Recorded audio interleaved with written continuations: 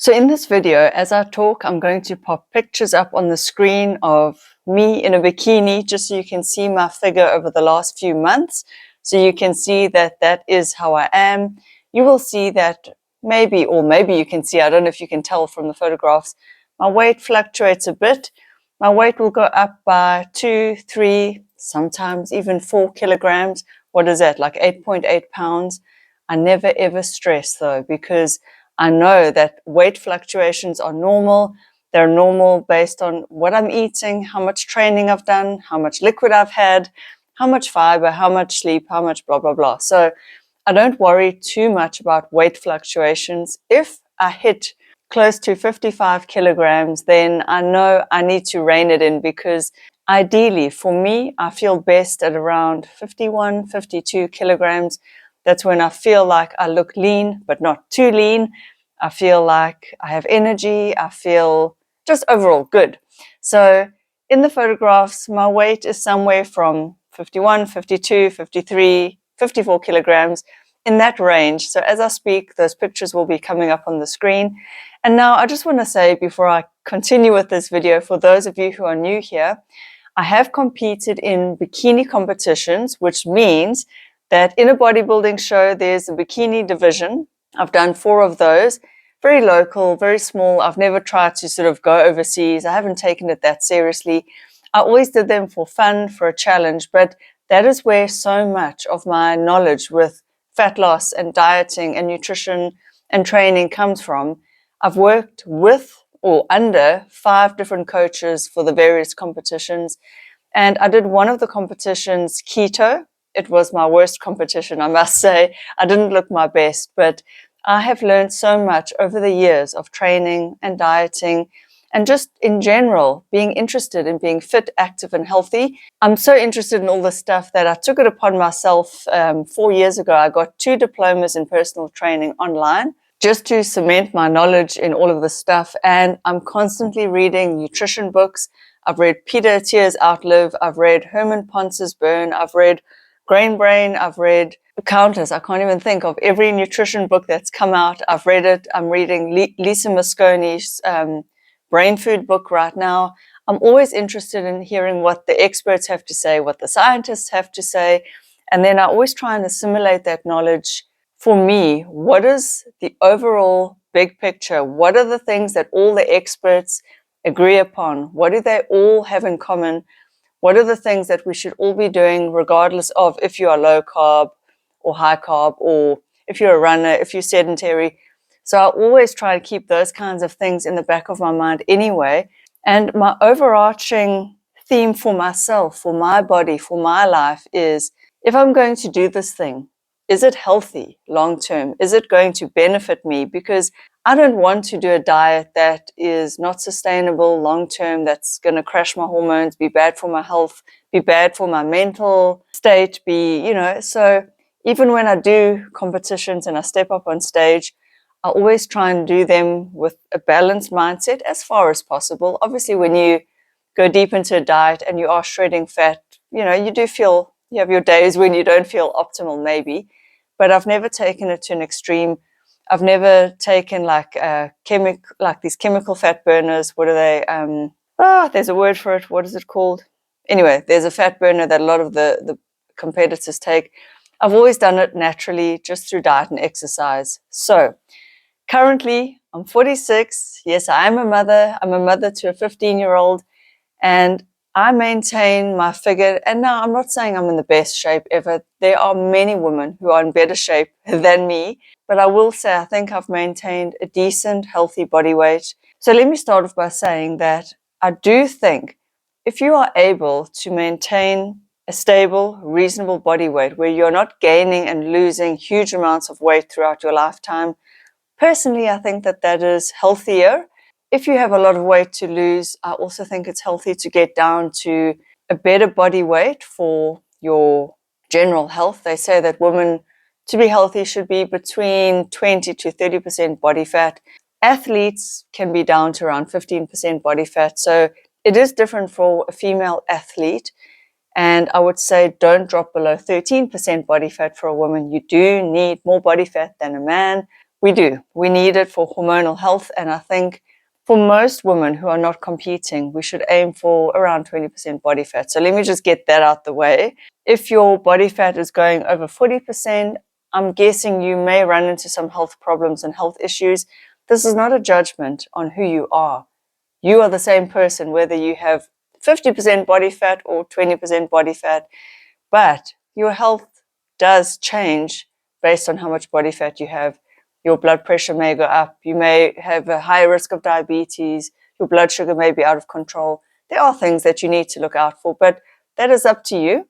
In this video, I'm just sharing what I do, what works for me. And a lot of you ask me about my diet and my training. And so for those of you who have been with me for a long time, you probably know what I eat by now. I speak about it a lot in videos. But the first thing is that with my diet, I do go through phases. I go through phases where I'm more diet conscious. I'm maybe on more of a fat loss mission. And then I go through phases where I'm far more relaxed and I'm just like, just let's enjoy. So those of you who watch my videos know I love cake. Chocolate cake is my weakness.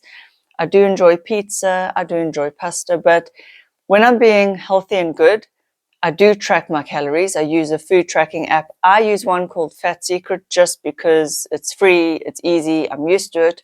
I do want to get familiar with MyFitnessPal. My partner has used that tracking app and he says it is wonderful. He says the paid version is amazing. So I would suggest for all of you watching to investigate using a food tracking app. Don't be afraid of it. Don't get put off by it. Just experiment. But I know a lot of you who answered my poll, you do food track, so that's wonderful, that's brilliant. So when I'm being good, I'll food track. Or sometimes, because I've been doing this sort of thing for years and years and years, I mean, I did my first competition in 2012, I have a good grasp on a portion size. I have a good grasp on how much protein I need and all that kind of thing.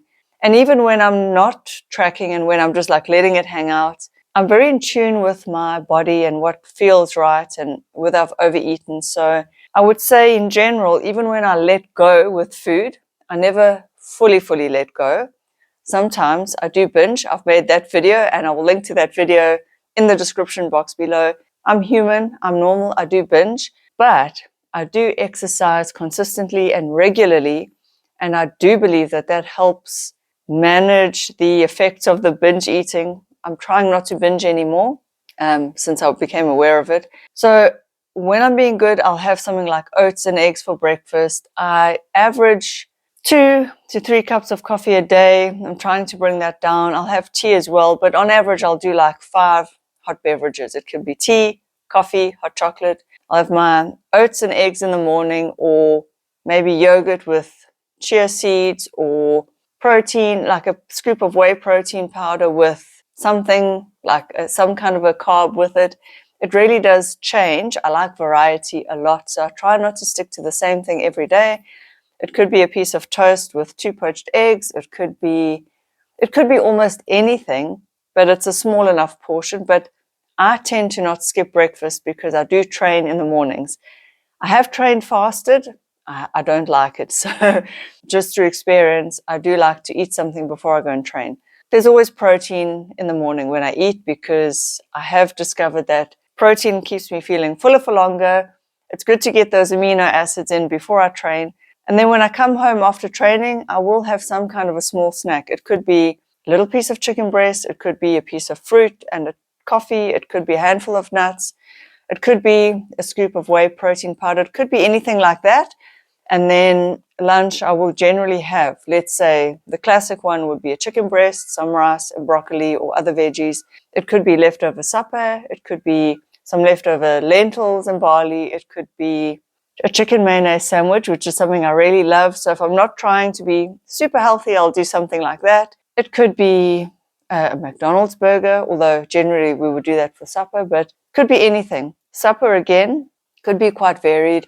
Generally, if I'm being healthy, it would be like a 200-gram fillet, lean fillet, some sweet potato or baby potatoes, and some non-starchy vegetables or salad. In fact, lunch could be a salad as well. I really like salad for lunch. It's one of my favorite things.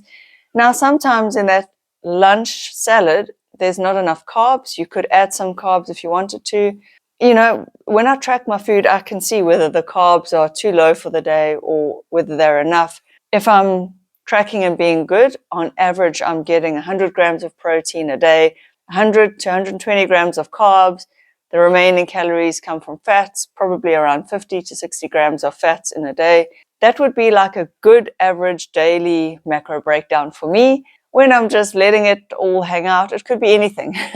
And then in general, I don't tend to track at those times.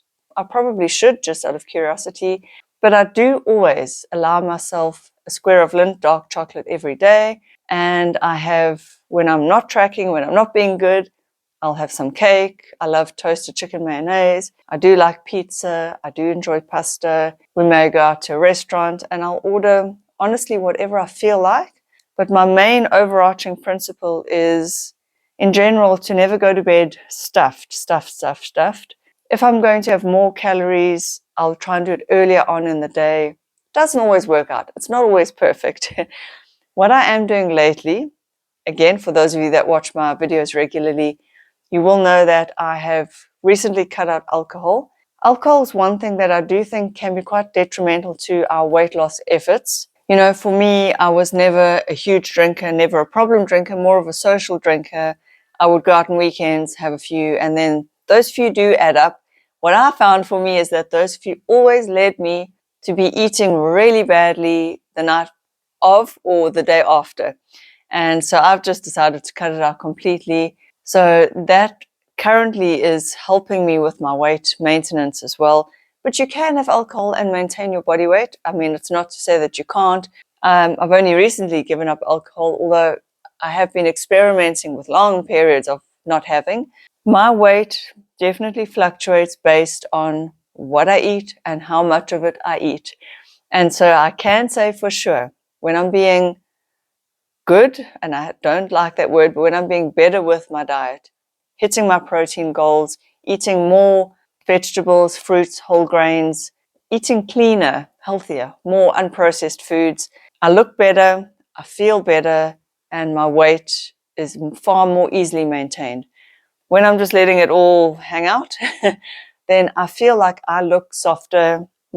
Obviously, I pile on a bit of fat, but I feel that I just look jigglier.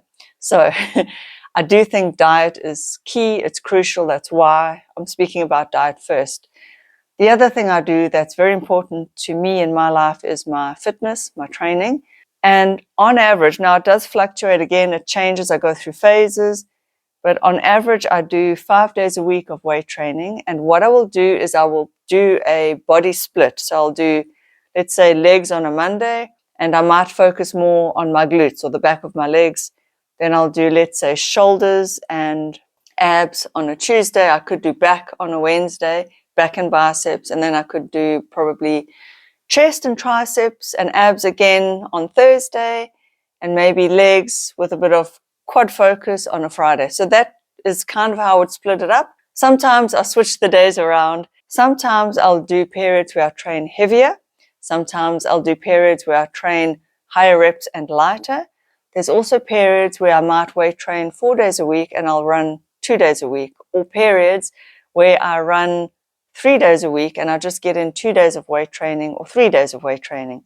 In general, I'll weight train 5 days a week and maybe do one run on a weekend, or I'll just split it up. I'll run, weight train, or however I feel, really. It does depend if I'm working towards a goal. It depends if I'm prepping for a comp. I mean, in the last few years, I've had 3 comp prep attempts that all ended up in me not competing.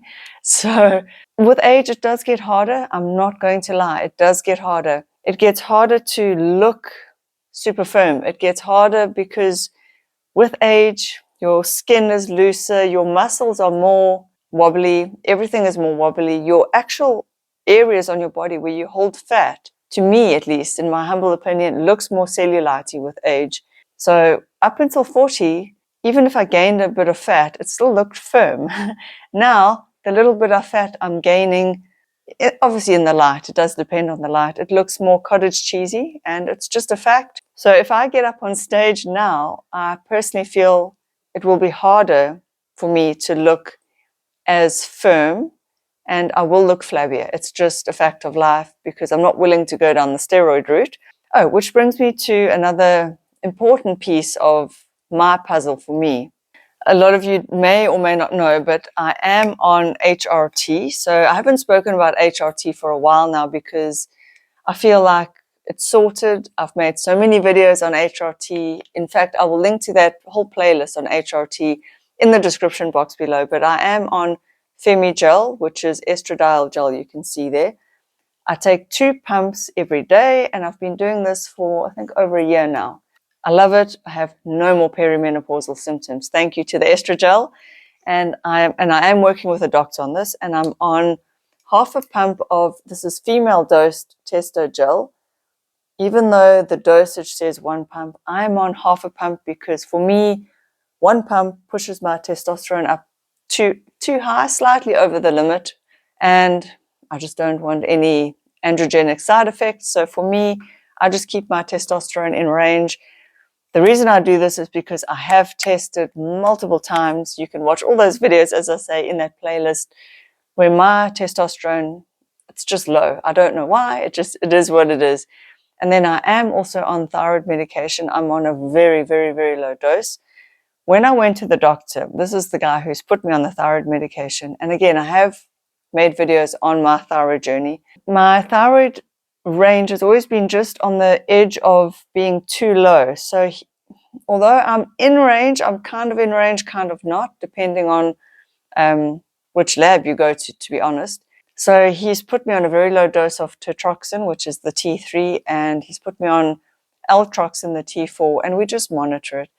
Now, I've tried diet, I've tried supplements. My thyroid is just low. It could be that I'm just one of those people who functions with a low thyroid, but I don't see a problem taking thyroid medication to just keep my levels in range, because there are complications that can happen when your thyroid hormone is too low, and I don't want to take a chance. So for me, it's not an expensive medication.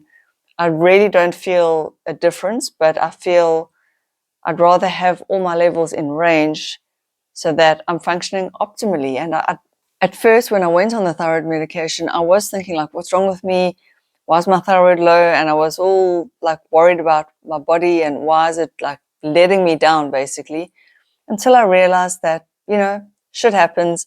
A lot of women are on thyroid medication. It is what it is. So that's where I'm at with my hormones and my medication. I do want to talk about mental health as well, because I do think that having a balanced mental health view of your weight and your body also really helps. So I try not to obsess about my weight. It is a little bit of a leftover feature from competing that I am always thinking about my weight and my health and my food and my training. But in general, I think I've mastered the art of seeing it for what it is. I don't obsess. I don't stress. I do weigh myself every day. I feel like that keeps my weight in check, because if I see it trending upwards over a few weeks, I know that I need to pull back. I know that I've overindulged too much. I don't obsess about the number on the scale anymore. When I was younger, I used to get very happy when it was down, and I would be like, when it was up. I don't base my worth on the weight on the scale anymore. And I also realize that it does fluctuate and it's normal. So for me, it's not an unhealthy thing to weigh myself. For me, it's pretty healthy. For you, that may be different. For you, you may not need to weigh yourself every day and just do it now and then. Or for you, if you have struggled with eating disorders or trouble obsessing over your weight, you may need to just not weigh yourself at all. I really think it does depend case by case. Another thing I do is take my waist measurement now and then, just to keep myself in check, because I really feel as I get older, I don't want my weight to just creep up and up, which is the general trend for a lot of us. It is normal. Whether it's what should happen or not happen, I don't know. I'm not a doctor, but what I can say is if you look at the charts of body fat percentages for men and women, with age, the acceptable normal range does go up. So it shows me that it is normal to gain a bit of excess body fat with age. I'm trying to keep mine as low as possible so that I am healthier. I don't want excess visceral fat. I don't want to put strain on my body. I'm trying to build muscle so that as I age, I'm strong. My body can carry itself. I can get in and out of a chair. I can get up off the floor. So I really see this as an investment in my health, which is why I still pursue weight training, eating healthy, and trying to make my body look as good as it can for as long as it can, because that is just a motivation for me to keep doing the things that I know keep me healthy. In terms of sleep, I'm in bed by 8 o'clock every night. Fall asleep probably by about 8:30, maybe 9 o'clock, depending. And then I'm up at about 4:30, 5, depends. I average 7 to 8 hours a night. Sometimes I go through periods where I'm only getting 7 hours of sleep. Other times I go through periods where I'm getting 8 hours of sleep. So I try again. I try not to stress about sleep. I try to just go to bed and wake up when I wake up. Like, I also think there is an emphasis on sleep nowadays on social media with all of these sleep experts and Brian Johnson going on and on about sleep. But the reality is, for most of us, we do get disturbed at night with our kids, with the dogs barking, with the neighbors playing music, with it's too hot, it's too cold, there's thunder, there's lightning, there's a million and one things that can disturb us. I don't stress over that. I just do my best. I'm trying now to keep my caffeine to the morning only, and I leave it at that. My hydration, you'll often see I drink water during videos. I do believe in keeping hydrated throughout the day. I'm that type of person who just has a bottle of water or a glass of water at my desk when I'm working all the time. I do drink, as I say, tea and coffee throughout the day. I might have a Sprite Zero or Coke Zero now and then. In terms of artificial sweeteners, personally, I'm not too freaked out or worried about them. There is enough data as supplied by experts that I trust on the internet saying that the dosages that we take in our, Coke Zeros or whatever, it's not enough to do any major damage. The studies in rats where aspartame was harmful, they were putting huge doses into those poor rats. So I think a little bit of artificial sweetener can really help with your weight loss attempts, because for me at least, it gives me that sweetness without the sugar. And I am hypoglycemic. If I have a full sugar Coke, my blood sugar will crash 2 to 3 hours after that, and I will feel like shit. So that is why I take artificial sweeteners. That's up to you, but I'm just telling you what I do. You do you. So in general, I think for me, the key is variety in my diet, moderation with portion sizes. I do track fairly often.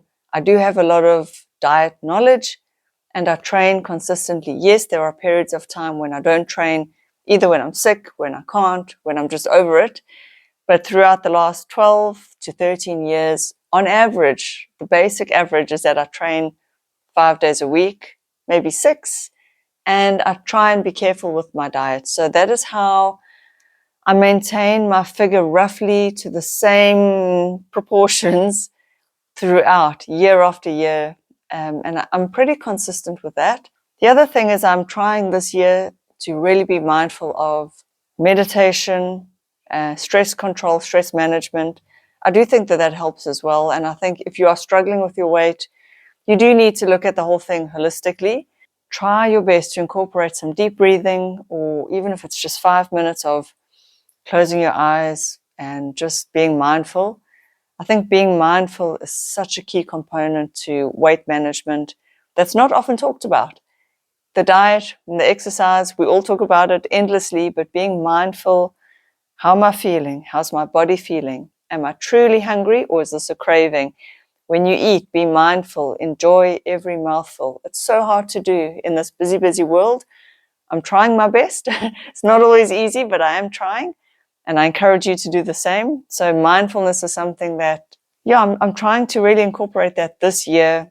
And I have tried last year to be more mindful as I eat, as I train, as I do things, go about my day.